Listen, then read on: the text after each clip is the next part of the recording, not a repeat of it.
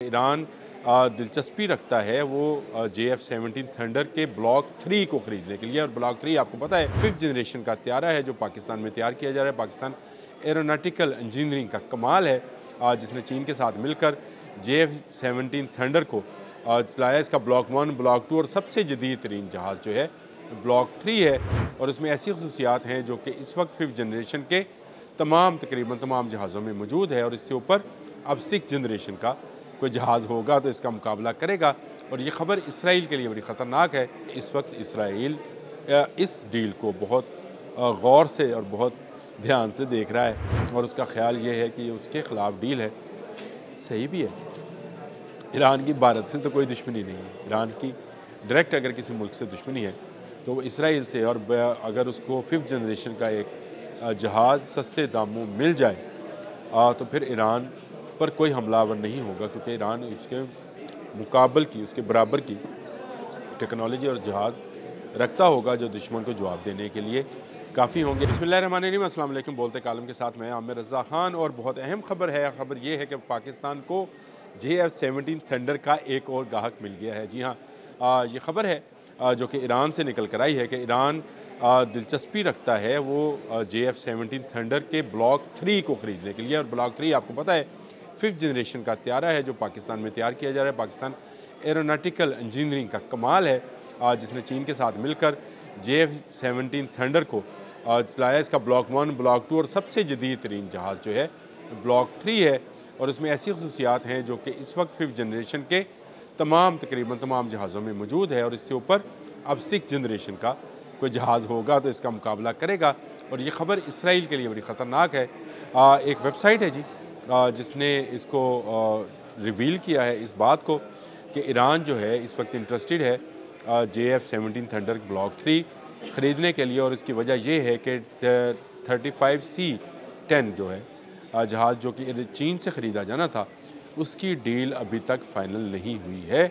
और फ़ाइनल ना होने की बड़ी वजूहत ईरान की जानिब से चंद एक तहफ़्फ़ुज़ात का इज़हार था, जिसके बाद ईरान ख़त्ते में दूसरी जानब देखने लगा। और दूसरी जानब जो पाकिस्तान चीन के साथ मिलकर जहाज़ बना रहा है जो कि कम्बैट के लिए, जंग के लिए और ज़मीनी और फ़ज़ाई जंग के लिए मौजू तरीन जहाज़ है। और उसकी जदीद तरीन जो शक्ल है वो JF-17 थंडर ब्लॉक 3 है जिसमें वो तमाम मज़ाइल जो किसी भी 5th जनरेशन जहाज़ के अंदर होना ज़रूरी हैं, जैसे एयर टू एयर है, एयर टू सरफेस है, वो तमाम मज़ाइल इस जहाज़ के अंदर फ़िट हो सकते हैं। और इसका आगाज़ कहाँ से हुआ ये अब बड़ी ज़बरदस्त है कि एक आपको मैंने बताया था शायद जब मैंने कहा था कि पाकिस्तान खत्ते के ममालिक दूसरे ममालिक के साथ मिलकर फ़ौजी इत्तेहाद बनाने जा रहा है, तो उसमें मैंने कहा था कि जो मशक़ें हो रही हैं वो बहुत अहम हैं। इसी तरह की एक मशक़ जो है वो इंडस के नाम से, इंडस शील्ड के नाम से हुई थी, जिसमें ऑब्ज़र्वर के तौर पर ईरानी एयर चीफ़ जो हैं वो हामिद वाहिदी वो यहाँ पर आए थे। और उन्होंने पाकिस्तान के एयर चीफ़ जो ज़हीर अहमद बाबर सिद्धू हैं उनसे मुलाकात की।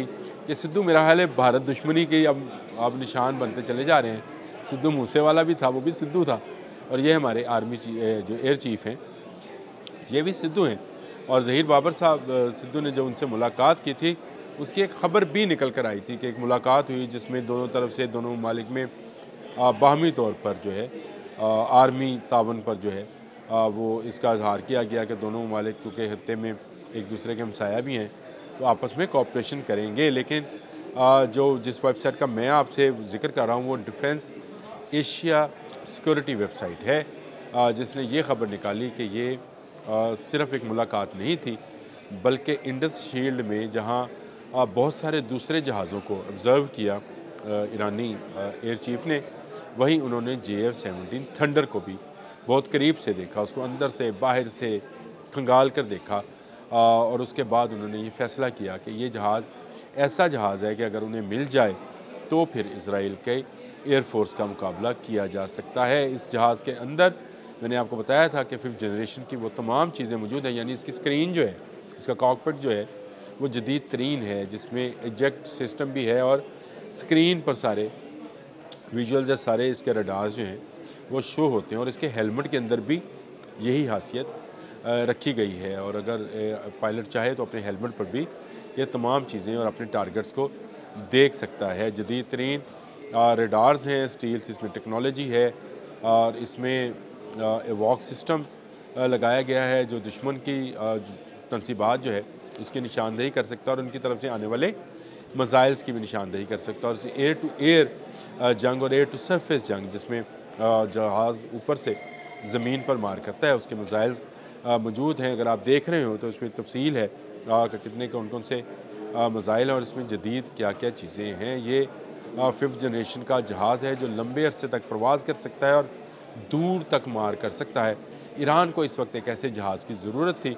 उसने पहले चीन की तरफ देखा था, लेकिन चीन का जहाज़ उसको कुछ महंगा लगा। लेकिन पाकिस्तान क्योंकि अब ख़ुद JF-17 थंडर तैयार कर रहा है, टेक्नोलॉजी क्योंकि चीन की है और चीन इसमें अपग्रेड करता रहता है अपनी टेक्नोलॉजी को, तो पाकिस्तान ने भी ये सलाहियत हासिल कर ली है कि वो अपने जहाज़ों को अपग्रेड करता रहे। तो JF-17 थंडर ब्लॉक 3 जदीद तरीन जहाज़ है जो कि पाकिस्तानी फ़ज़ाई बेड़े में शामिल है और पाकिस्तान का बनाया हुआ जहाज़ है जिसको मेड इन पाकिस्तान कहा जा सकता है। मैंने कल भी आपको एक आप दोस्त के बारे में बताया था कि वो मेड इन पाकिस्तान है, और जो लोग कहते हैं कि पाकिस्तान ने क्या किया है उनके लिए जवाब ये है कि पाकिस्तान खत्ते का वो मुल्क है जो कि ना सिर्फ अपनी ज़रूरत के मुताबिक जहाज़ बना रहा है बल्कि JF-17 थंडर को बाहर बेच भी रहा है। तो दुनिया के चंद ममालिक ऐसे हैं जो जिस तरह के जंगी जहाज़ बनाते हैं और बाहर बेच भी पाते हैं। हमने नाइजीरिया, म्यांमार, श्रीलंका से ऑलरेडी मुआहदा किया हुआ है JF-17 थंडर देने का,